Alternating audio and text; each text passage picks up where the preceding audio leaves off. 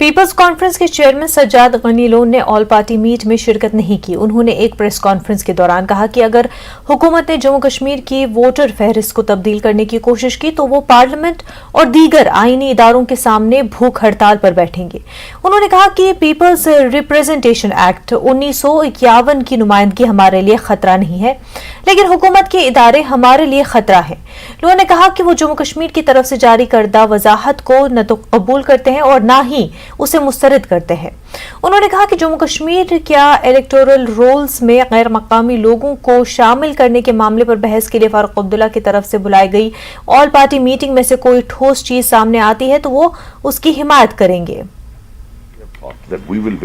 Until the 15th of October and 1st of October and see किस हद तक जो है ये क्या करते हैं, उसी हिसाब से if it is a satisfactory outcome, if we believe that nothing has been done which could tantamount to demographic intervention, then it's fine.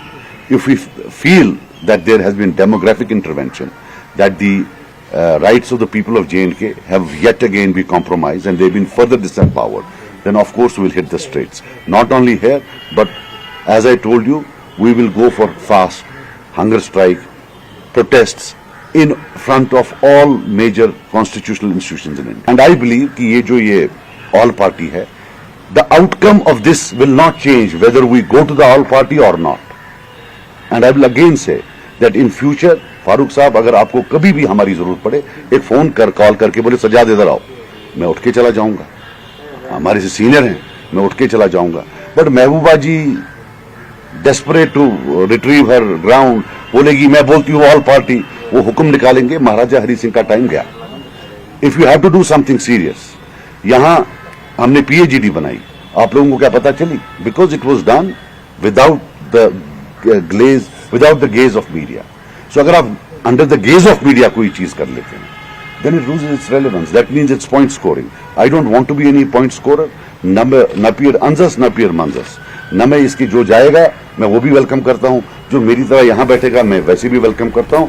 हाँ, if something concrete comes which we feel it is good, then we will also support them.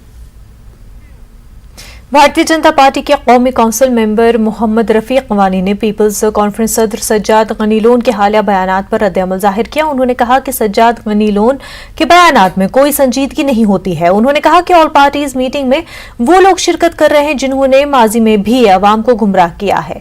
Rafiq वानी ने अनंतनाग के शहलीपुरा अजफल में अपने दौरे के दौरान कई अवामी वफूद से मुलाकात की और लोगों को दरपेश मुश्किलात मुख्तलिफ मसाइल का भी नोटिस लिया। सज्जाद गनी लोन साहब ने पावर का एंजॉयमेंट किया है भारतीय जनता पार्टी के साथ। जब वो आए प्रिपोल एनालिस्ट उसने हमारे साथ किया, फिर मिनिस्टर भी रहा है, फिर भी ड्रामा किया था, दोबारा मिनिस्ट्री के लिए 2 बार उसने ड्रामा किया है, तो वहाँ पे भी उसने एंजॉयमेंट किया। फिर पीएचडी के साथ चला गया, फिर वहाँ से ब्रेकअप करके बाहर निकल गया। आज भी उसका ड्रामा है, उससे कुछ होने वाला नहीं है। वो कल भी फिर वही ड्रामा करेगा जो वो करता रहता है, उससे कोई फर्क नहीं पड़ेगा।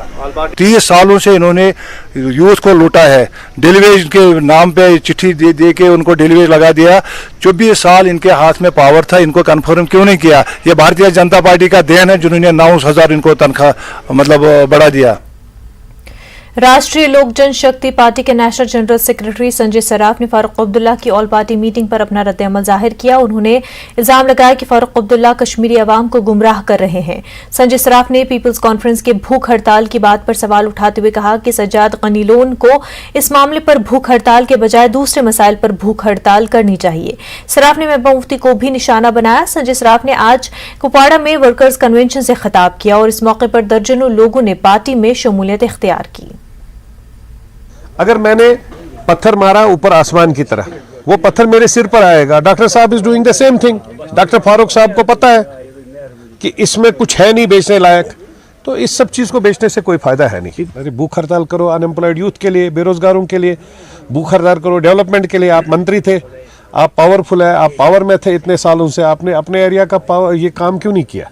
उस चीज पर भूख हड़ताल करें ना। इन सब चीजों से महबूबा मुफ्ती जी ने ट्वीट किया, और ट्वीट में क्या किया? मुफ्ती साहब का एक साइड फोटो, दूसरी साइड मोदी जी का फोटो, और बीच में हिंदुस्तान का झंडा और साथ में नाम के लिए कश्मीर का झंडा। वो दिखाना चाहती पूरे हिंदुस्तान को, पूरे दिल्ली को, मैं आपके साथ हूं। उमर अब्दुल्ला की गवर्नमेंट के टाइम 230 बच्चे मारे गए, महबूबा जी ने असेंबली में कहा मेरे टाइम में 222 ही बच्चे मारे गए। अरे 30 आपके हो गए, 22 यहाँ हो गए, 452 बच्चे मारे गए। उनकी माँ को जाकर बोलो ना, आपके बच्चे तो अमेरिका में पढ़ते। बांडीपुरा के सीनियर कांग्रेस लीडर इम्तियाज परे ने मरकजी हुकूमत पर निशाना साधा है। उनका कहना है कि मरकजी सरकार जम्मू कश्मीर में अपनी हुकूमत को हर हाल में तश्कील देना चाहती है। सरकार को अगर इस तरह के हरबे अपनाने हैं तो यहां के मकामी बाशिंदों को सीधे वोटर फहरिस्त से खारिज करें।